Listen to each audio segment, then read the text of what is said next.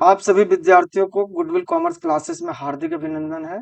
और आज मैं पुनः क्लास 12 सब्जेक्ट बिजनेस स्टडी में जो मैंने पिछले क्लास में पढ़ाए थे, chapter nature and significance of management, उसी क्लास को आगे बढ़ाते हुए मैंने चलता हूँ।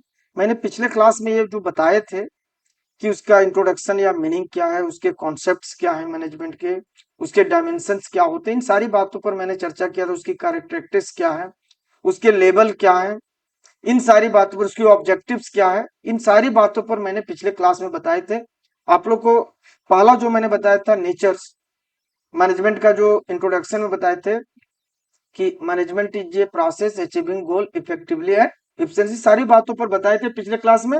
आज मैंने उसी कर्म को आगे बढ़ाते हुए आज जो मैं उस टॉपिक्स में पढ़ा रहा हूँ, आज पढ़ा रहा हूँ फंक्शन ऑफ मैनेजमेंट। मैनेजमेंट कैसे काम करता है, उसकी फंक्शन क्या है। तो अमेरिका का पहला वैज्ञानिक लूथर गुलिक था, जो परिवर्णी के पॉट्स क्रॉप से लिया था, पॉट्स कॉर्प से लिया था। अब उसी से इंडिया में पोस्ट डीसी बनाया गया है। उसने सात मैनेजमेंट का फंक्शन को सात में बांटा था। पी से प्लानिंग, ओ से ऑर्गेनाइजिंग, एस से स्टाफिंग, डी से डायरेक्टिंग, ठीक है, सी ओ से कोऑर्डिनेटिंग, आर से रिपोर्टिंग और बी से बजटिंग। लेकिन इंडिया में उसको पोस्ट डीसी बनाया गया। इस चीज को हम समझाएंगे कैसे बना। और जो बेसिक फंक्शन है, आप कोई भी लक्ष्य को पाना है तो ध्यान रखना बच्चे लोग, आप जो हम बता रहे हैं, आप कोई भी काम करें तो मैनेजमेंट में पांचों फंक्शन अच्छी तरह से यूज होना चाहिए।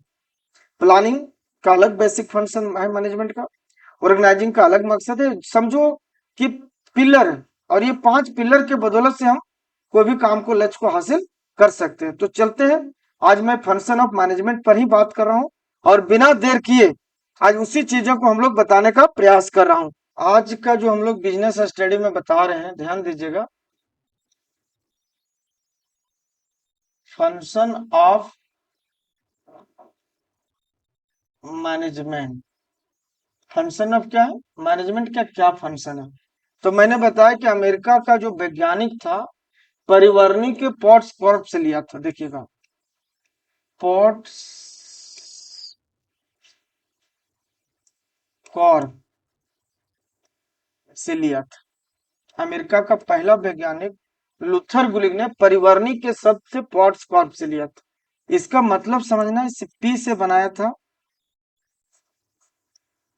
प्लानिंग, ओ से बनाया था ऑर्गेनाइजिंग, डी से बनाया था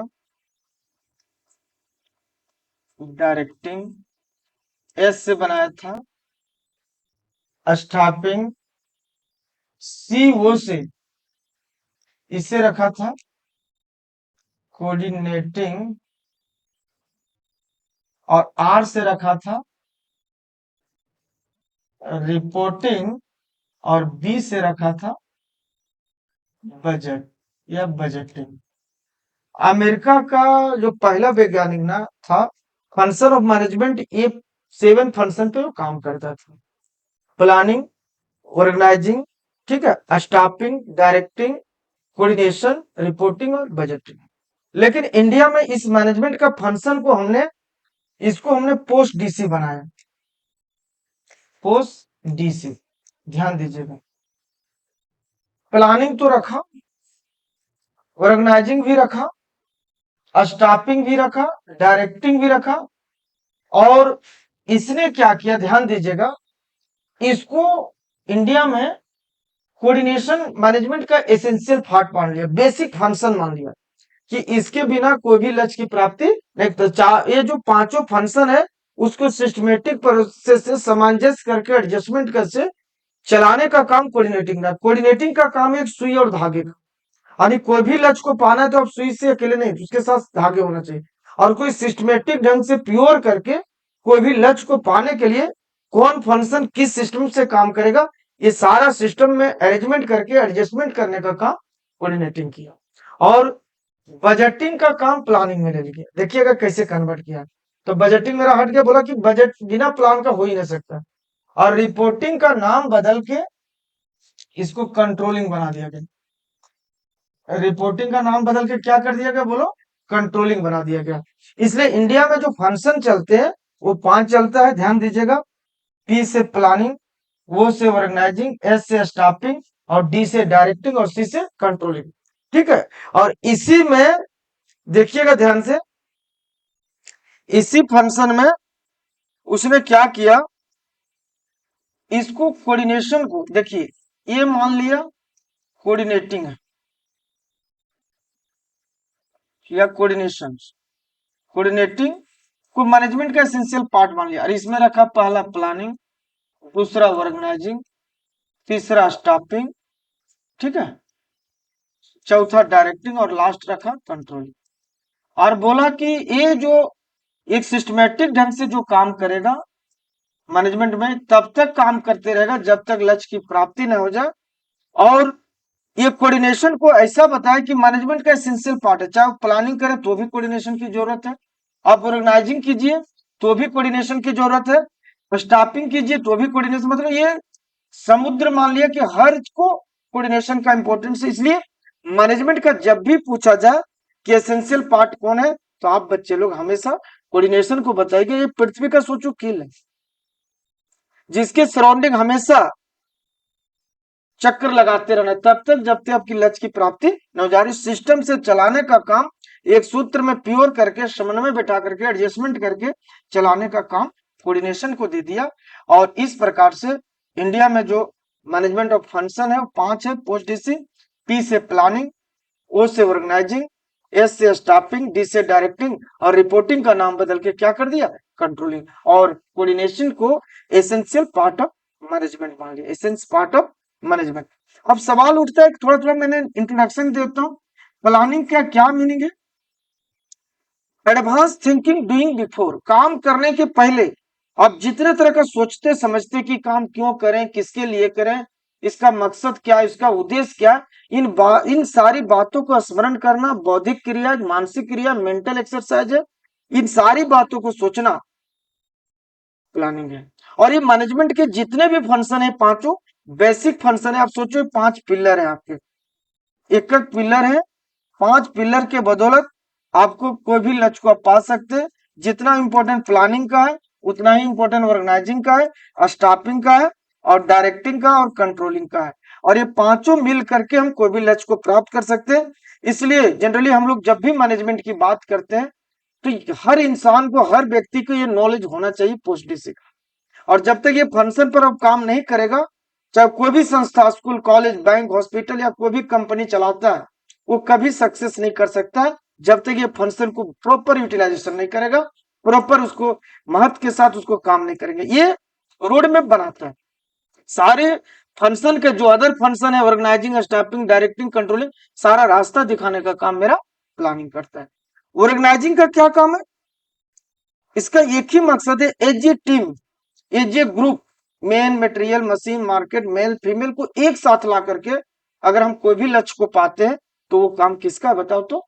ऑर्गेनाइजिंग का है। ग्रुप एफर्ट के साथ। देखते हो क्रिकेट की मैच हो, फुटबॉल का मैच हो, या कोई भी टीम, कोई एक व्यक्ति मैच को नहीं जीतता।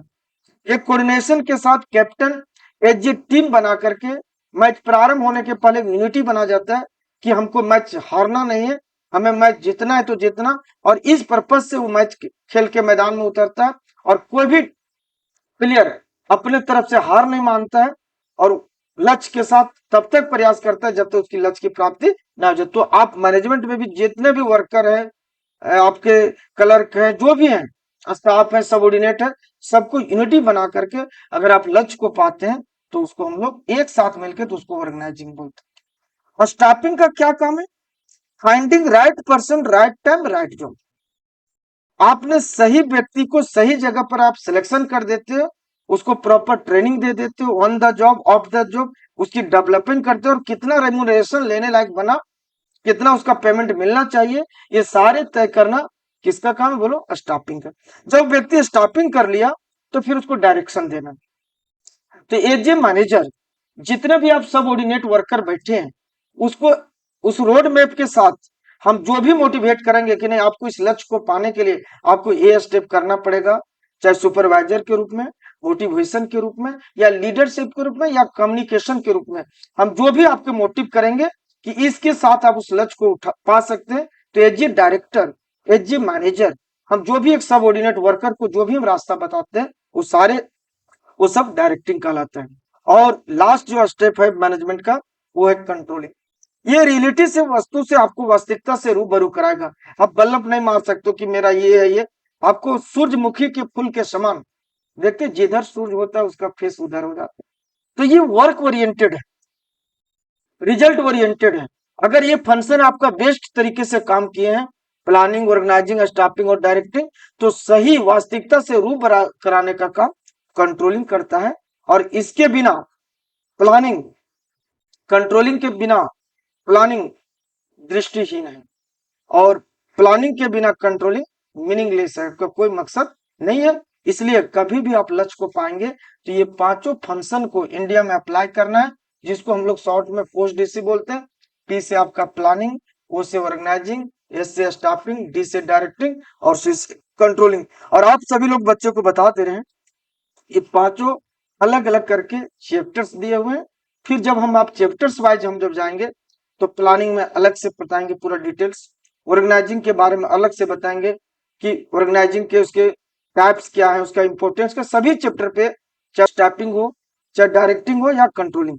तो आज मेरा जो क्लास था फंक्शन ऑफ मैनेजमेंट पर मैंने बता दिया, जो आप लोग को बताए कि अमेरिका का वैज्ञानिक ने परिवर्णी के पोर्ट्स क्रॉप से लिया था, उसको इंडिया में मैंने पोर्ट्स क्रॉप को पोस्ट डीसी में बदला, रिपोर्टिंग का नाम बदल के कंट्रोलिंग कर दिया, और बजटिंग का काम बोल दिया प्लानिंग का है, इसलिए ऑटोमेटिक हट गया। और कोऑर्डिनेशन को मैंने एसेंशियल पार्ट ऑफ मैनेजमेंट मान लिया, एक इंपॉर्टेंस मान लिया, वो मैनेजमेंट का सार है, उसके बिना कुछ भी नहीं हो सकता है। सामंजस्य बैठाना, एडजस्टमेंट करना, ये आपका मैनेजमेंट का काम है। और इस प्रकार से मैंने आज फंक्शन ऑफ मैनेजमेंट में पोस्ट डीसी से लेकर के आप लोग को बताया। ये क्लास आप लोग के लिए बहुत ही लाभदायक होगा। ज्यादा से ज्यादा आप लोग वीडियो को शेयर और सब्सक्राइब करवा दीजिएगा, धन्यवाद, ताकि ज्यादा से ज्यादा व्यक्ति को इसका लाभ और बेनिफिट हो सके, और हम लोग समाज को एक तरह से कुछ मदद कर पाए। जो मेरे पास नॉलेज है, ज्ञान है, ताकि एक समाज को एक अच्छी दिशा कर और ले जाना हम लोग को मेन मकसद है। और हम लोग सभी लोग उस कार्य में हम लोग लगे। धन्यवाद, थैंक यू।